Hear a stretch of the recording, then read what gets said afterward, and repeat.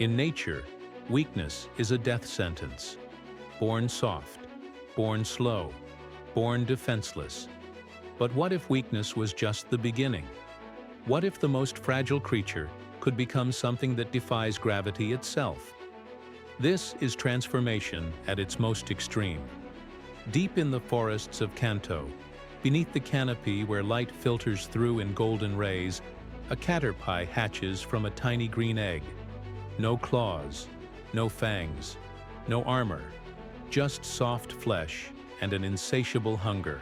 Its body is covered in a sticky silk that clings to leaves and branches, the only thing keeping it from falling to the forest floor.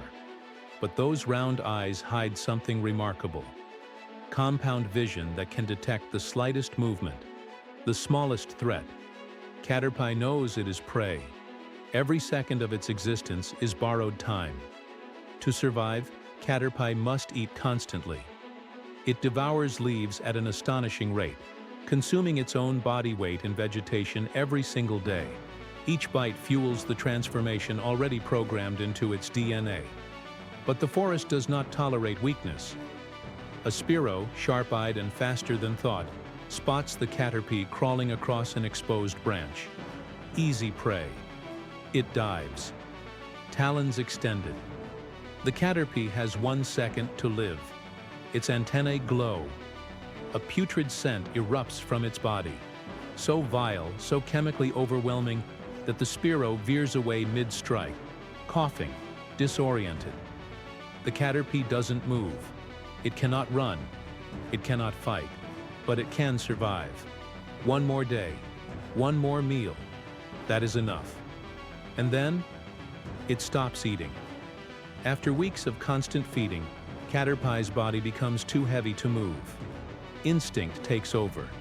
It climbs to the highest branch it can reach, anchors itself with silk, and then the skin hardens, crystallizes. Within hours, it becomes metapod, a living shell. No movement, no feeding, no defense except the hardened cocoon itself.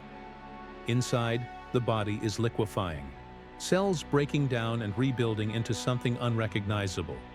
This is the most vulnerable stage, a waiting game. Predators circle, Pidgey, Ekans. They tap the shell, testing for weakness. But the hardened exterior holds. Days pass, then weeks. The forest waits. So does Metapod. Transformation is not fast, it is inevitable. Finally, after what feels like an eternity of stillness, the shell cracks. Wings folded impossibly tight begin to unfold. Wet. Fragile. They catch the morning light. Butterfree. What was once trapped on the ground now commands the air. Its wings beat slowly at first, drying in the sun, hardening. Then faster. Lift. For the first time in its existence, it rises. The world below shrinks.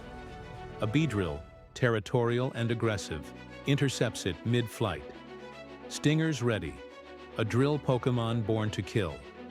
Butterfree does not flee. Its wings release a fine powder, sleep powder, almost invisible in the air. The Beedrill breathes it in. Its wings falter. It drops, unconscious, into the undergrowth below. Butterfree continues its flight. Unbothered, untouchable. What was once prey is now free. Butterfree can travel over 300 kilometers in search of nectar and mates, migrating in massive swarms that darken the sky.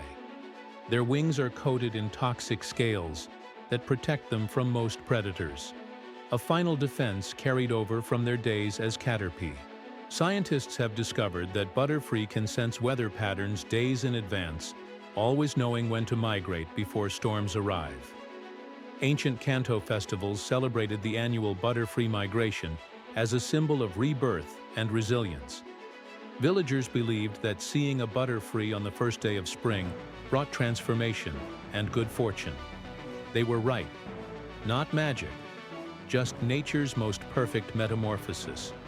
Born defenseless, transformed in darkness, reborn with wings, the weakest beginning, the most beautiful ending. This is Butterfree,